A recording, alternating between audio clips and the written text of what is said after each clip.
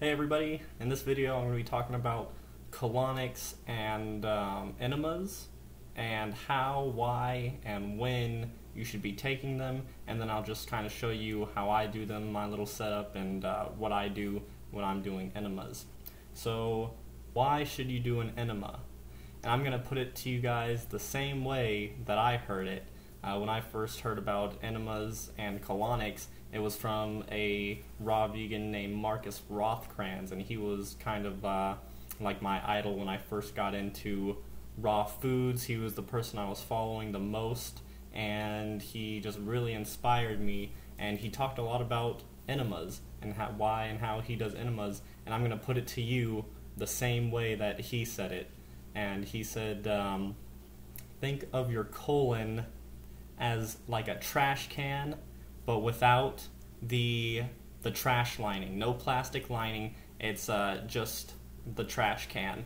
And every day and night you are tossing food and garbage into this trash can, and then every night you go out and empty it in the bigger trash can. You go take a dump and empty it out, but without the trash bag lining there, you're gonna get food substances and different things that are not gonna come off of the trash can.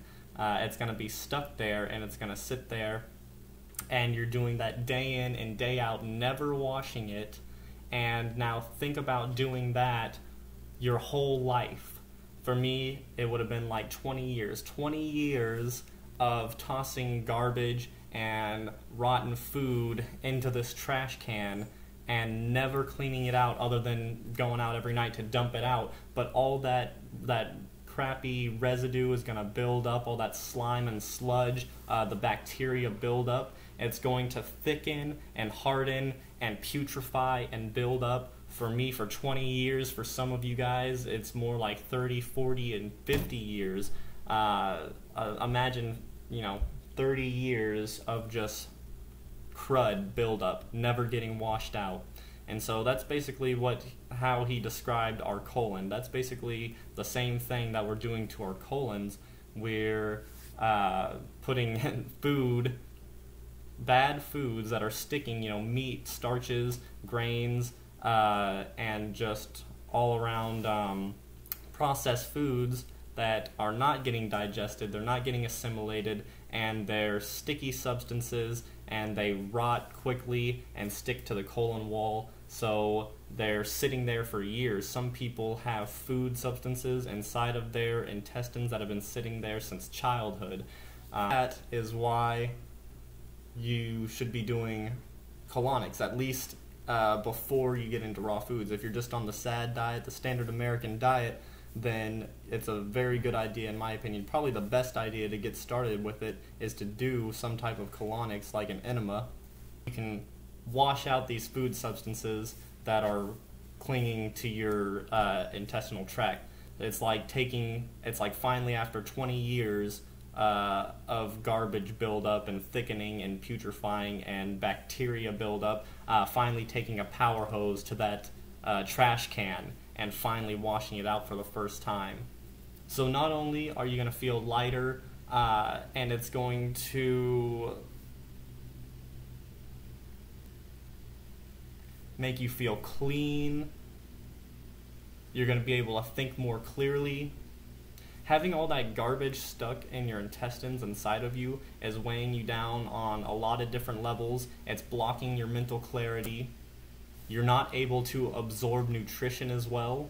So this is the big thing when you're first starting out with trying to cleanse and heal yourself, is that more importantly, when you've got all this junk inside you and you are not in a healthy state, what comes in hardly matters, because most of that is not getting absorbed and assimilated at first anyways, because you've got all this crap and mucus and all this just blocking nutrition absorption. So what's more important is what comes out. Okay, you want to be eating high water content fruit like melons. Watermelon is one of the best cleansers, or just drinking, fruit and veggie drinks, fruit juices and things like that. But for me, the most important thing you can do, the best thing you can do at first, is do some type of colonic, an enema. That is going to do in 30 minutes for you what would normally take months and maybe even years of eating just fruit or a raw vegan diet. An enema is going to do the same amount of cleansing and removing of all that crap in 30 minutes that would normally take you months and months and months of eating super clean. So that's why I really think that enemas are very valuable, especially in the beginning when you have all this garbage stuck, and it's going to take a long time to get that out of you normally without the help of a colonic. So when should you do colonics? I definitely think that you should be doing colonics at the very beginning. If you want the ultimate cleansing process right from the get-go, right from the start, I mean, it's tough and most people definitely can't just jump right into something like this. But something like a 7-day fast where you're doing an enema every day, that is like probably one of the best things that you can do as far as cleaning out in the shortest amount of time possible. Just fast an enema every day for 7 days until basically what's coming out of your butt is clear and clean, and you've cleaned most of that out because you haven't eaten anything. And you've just gotten all the excess crap out of you that's been in there for years. I think that an enema is good just any time that you're not feeling well, something happens, like if I eat something I know I shouldn't, too many nuts and seeds, a bit of cooked food, a lot of the time I develop like sores in my mouth, things like that, or a headache. And if I do an enema for that, it's like instantly gone. And these sores in my mouth, normally it would take a week or two for them to heal up, trying to heal them naturally. But once I do an enema, it's like the next day they're gone. It's crazy.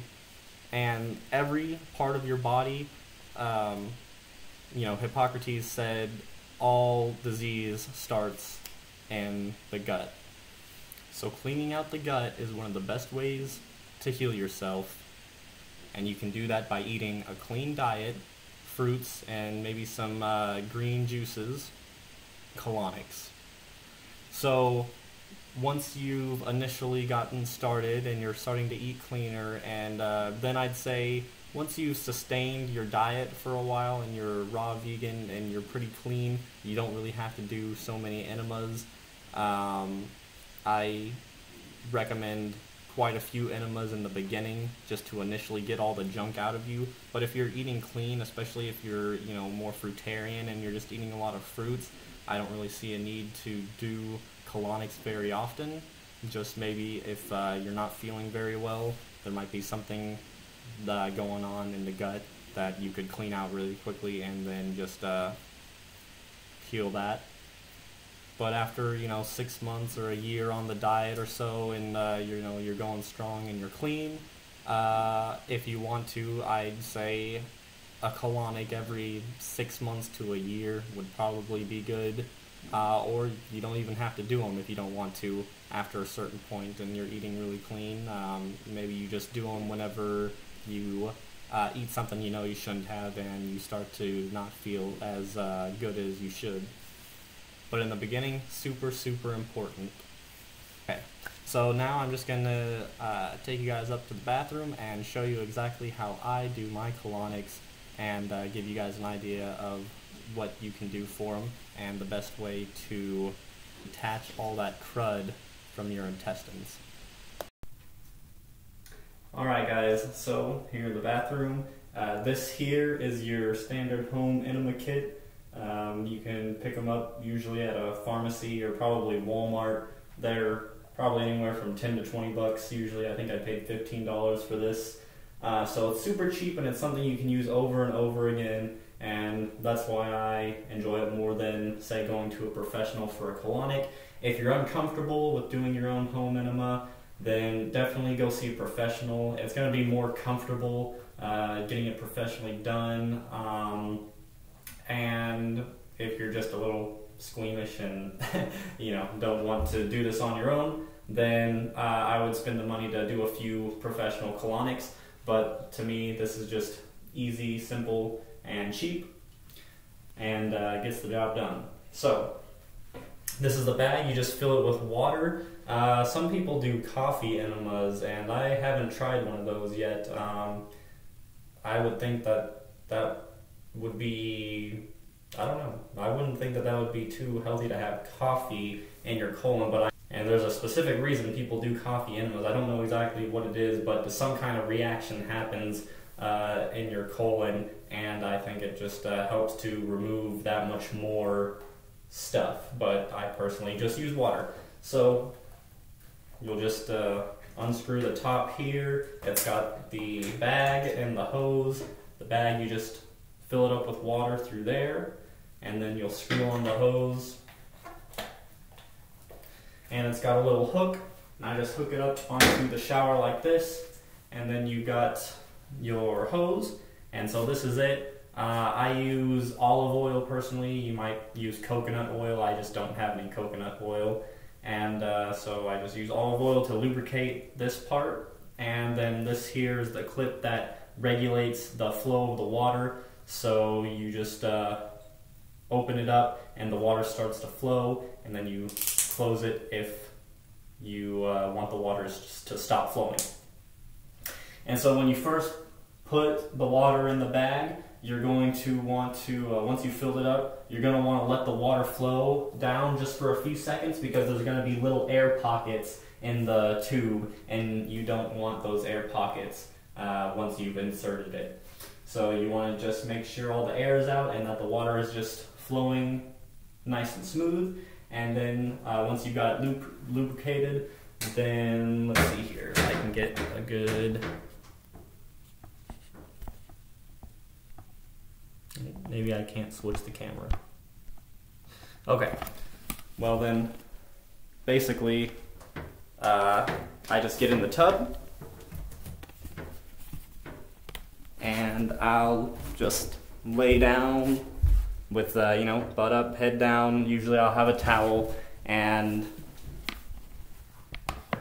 then you just put it in and let it flow. And it's gonna be uncomfortable, especially the first time. You're gonna feel like really bloated, and it's just gonna be uncomfortable. But you gotta do your best to get all of it in and keep it in for as long as possible. It's really, it's not gonna do anything. It's just water, and there's no way that it's going to fill up or rupture or anything like that. I've never heard of anyone getting hurt with an enema.